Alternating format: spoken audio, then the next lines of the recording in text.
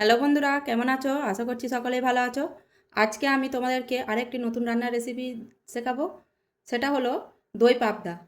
তো দই পাবদা রাঁধতে কী কী উপকরণ লাগছে চলো দেখে নিই। প্রথমে আমি এখানে নিয়েছি পাবদা মাছ, ভালো করে কেটে পরিষ্কার করে পানি দিয়ে ধুয়ে রেখেছি। তো দই পাবদার জন্য অবশ্যই দই লাগবে। এখানে আমি 100 গ্রাম টক দই নিয়েছি। লাগছে আমার এখানে পোস্ত দানা। তো আমার এটা চা চামচের 2 চামচ পোস্ত দানা আছে। পেঁয়াজ কুচি, আদা রসুন পেস্ট, কাজু বাদাম, কাঁচা লঙ্কা, আর এখানে কিছু গোটা গরম মশলা নিয়েছি, যেমন স্টার এলাচ, ছোটো এলাচ আর দারুচিনি। মশলার মধ্যে যা যা লাগছে সেইগুলো হলো গুঁড়ো লঙ্কা, জিরের গুঁড়ো, হলুদের গুঁড়ো, লবণ, সরষের তেল আর প্রয়োজন মতো পানি। প্রথমে আমি টক দই, পোস্ত আর কাজু বাদাম এই তিনটিকে আমি ভালো করে পেস্ট বানিয়ে নেব। আর তারপরে পেঁয়াজ কুচি আর কাঁচা লঙ্কা কুচি এই দুটোকেও আমি পেস্ট বানিয়ে নেব। তাহলে পেস্ট বানিয়ে নিয়ে তারপর তোমাদের সঙ্গে দেখা হচ্ছে।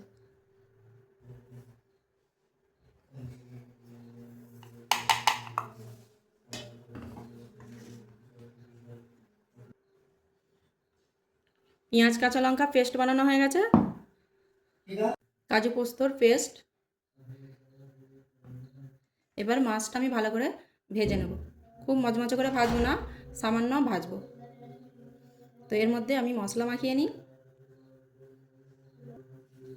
হলুদের গুঁড়ো প্রয়োজন মতো, লবণ স্বাদ মতো। এবার এটাকে ভালো করে আমি মাখিয়ে নেব।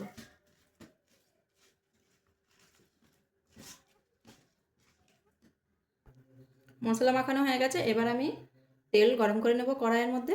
ওটাই সরষের তেলে করব, তাই আমি কড়াইয়ের মধ্যে সরষের তেল দিয়ে দিলাম মাছ ভাজবার জন্য।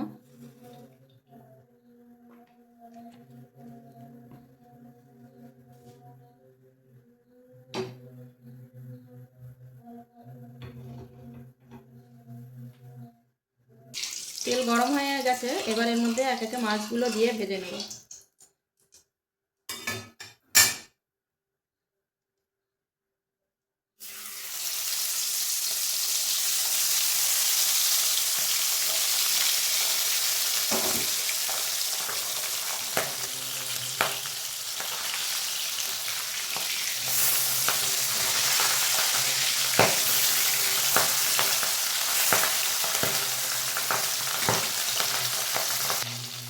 মাছ ভাজা হয়ে গেছে। এবার এটাকে তুলে নেব। বেশি ভাজবো না, নাহলে মচমচে হয়ে যাবে, স্বাদ নষ্ট হয়ে যাবে।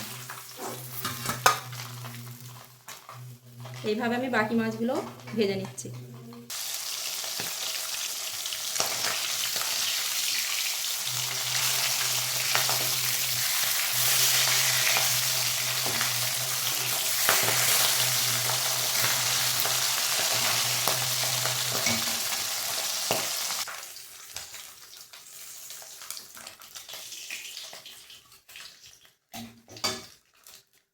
মাছ ভাজা আমার হয়ে গেছে।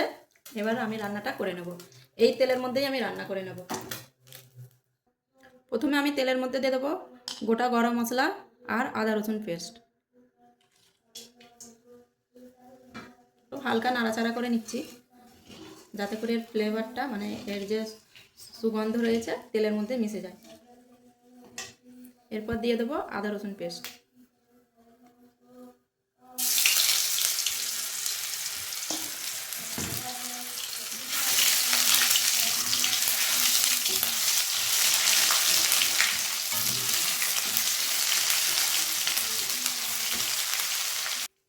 আদা রসুন ভাজা হয়ে গেছে। এরপর আমি দিয়ে দেবো পেঁয়াজ আর যে কাঁচা লঙ্কা আমি পেস্ট বানিয়ে রেখেছি সেটা পুরোটাই এখানে দিয়ে দেবো।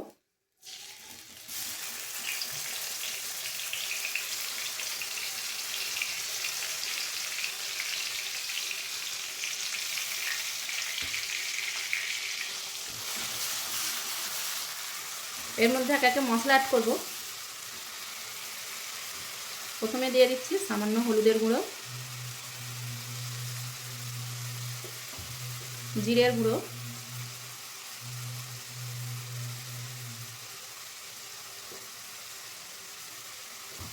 লবণ স্বাদ অনুযায়ী। মাছ ভাজার মধ্যে যেহেতু লবণ আছে তাই একটু লবণ কম করে দিলাম, লাগলে আবার পরে দেব। লঙ্কার গুঁড়ো স্বাদ অনুযায়ী, যে যেমন লঙ্কা মানে ঝাল খেতে ভালোবাসো সে তেমন লঙ্কার গুঁড়ো মানে ঝালটা কমিয়ে বাড়িয়ে নেবে। এইভাবে কন্টিনিউ নাড়তে থাকবো যতক্ষণ না মশলা থেকে তেল ছেড়ে দেয় আর মশলাটা ভালো করে কষানো হয়ে যায়। আমার প্রিয় বন্ধুরা, আমার ভিডিও তোমাদের কেমন লাগছে অবশ্যই তোমরা কমেন্ট করবে এবং আমার চ্যানেলটিকে সাবস্ক্রাইব করে রাখবে এরকম নতুন নতুন রান্না দেখার জন্য। আর বেল বাটনটি অবশ্যই অন করে রাখবে, না হলে আমার ভিডিও দেওয়ার সঙ্গে সঙ্গে তোমাদের কাছে নোটিফিকেশান পৌঁছাবে না। এই কারণে বেল বাটনটি অবশ্যই তোমরা অন করে রাখবে। আর একটি লাইক করতে ভুলবে না এবং অন্যদের মধ্যে শেয়ার করে দিও।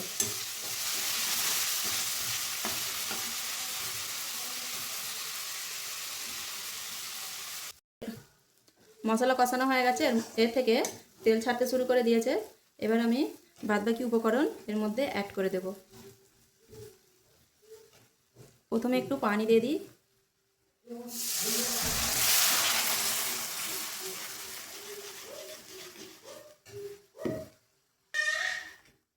মশলার মধ্যে পানি অ্যাড করে দিয়েছি। এবার এটা ফুটে উঠলে এর মধ্যে আমি পোস্তদানা আর কাজু বাদাম যে পেস্ট বানিয়ে রেখেছিলাম সেটা অ্যাড করে দেবো।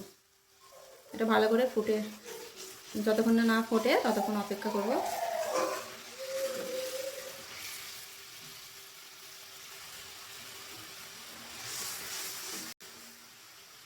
এটা ফুটে গেছে। এবার এর মধ্যে আমি টক দই, মগজদানা আর পোস্তর যে পেস্ট বানিয়ে রেখেছিলাম সেটা দিয়ে দেবো। বাটি ধোয়া পানিটাও আমি দিয়ে দেবো। আমার প্রিয় বন্ধুরা, আমার চ্যানেলটিকে সাবস্ক্রাইব না করে থাকলে অবশ্যই তোমরা সাবস্ক্রাইব করে দিও, যাতে করে আমার মনের উৎসাহ আরও বাড়ে, আমি আরও বেশি বেশি করে তোমাদের জন্য এই রকম আরও ভালো ভালো রান্নার ভিডিও বা ব্লগ ভিডিও আনতে পারি। এবং আমার চ্যানেলটিকে শেয়ার করে দিও, লাইক করতে ভুলবে না। এবং আমার রান্নার ভিডিও বা ব্লগ ভিডিও তোমাদের কেমন লাগছে অবশ্যই তোমরা কমেন্ট করে জানাবে।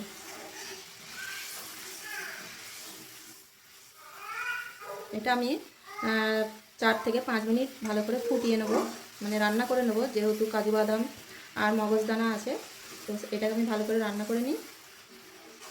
গ্যাসের ফ্লেমটা একটু কমিয়ে দেবো, একটু কম আছে, আমি এটাকে ধরে ধরে রান্না করে নেব 4 থেকে 5 মিনিট। এটা ফুটে মানে এটা রান্না হয়ে যাওয়ার পর আমি সবশেষে মাছটা অ্যাড করব। গ্রেভিটা আমার রেডি। আর বেশি ঝোল মারবো না, বেশি ঝোল মারলে আর মাছটা মানে মাছের ভেতরে যে জুসি ভাবটা থাকে সেটা থাকবে না। তো এবার এর মধ্যে আমি মাছ অ্যাড করে দেব।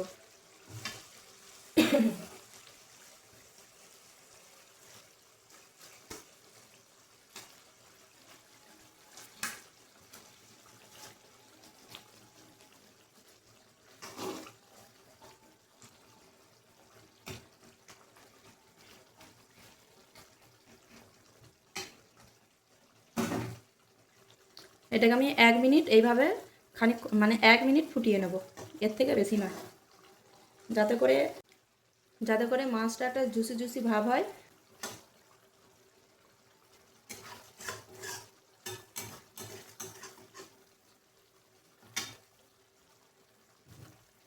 তো আমার রান্না রেডি, এর থেকে আর বেশি ফোটাবো না। 1 মিনিট হয়ে গেছে, এবারে গ্যাসের ফ্লেম বন্ধ করে দেব।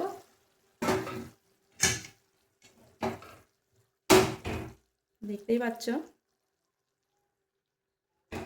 তো আজকের ভিডিও কেমন লাগলো অবশ্যই বন্ধুরা কমেন্ট করবে, লাইক করতে ভুলবে না এবং অন্যদের উপকারে বন্ধু বান্ধব বা পরিবারের লোকজনের মধ্যে শেয়ার করে দেবে এবং সাবস্ক্রাইব করতে ভুলবে না। সাবস্ক্রাইব করে অবশ্যই বেল বাটনটি অন করে রাখবে, যাতে করে যখন আমি নতুন নতুন ভিডিও আপলোড করতে থাকবো সঙ্গে সঙ্গে মানে সবার প্রথমে তোমাদের কাছে নোটিফিকেশন পৌঁছে যায়। আজকের ভিডিও এই পর্যন্তই। সকলে ভালো থাকবে, সুস্থ থাকবে।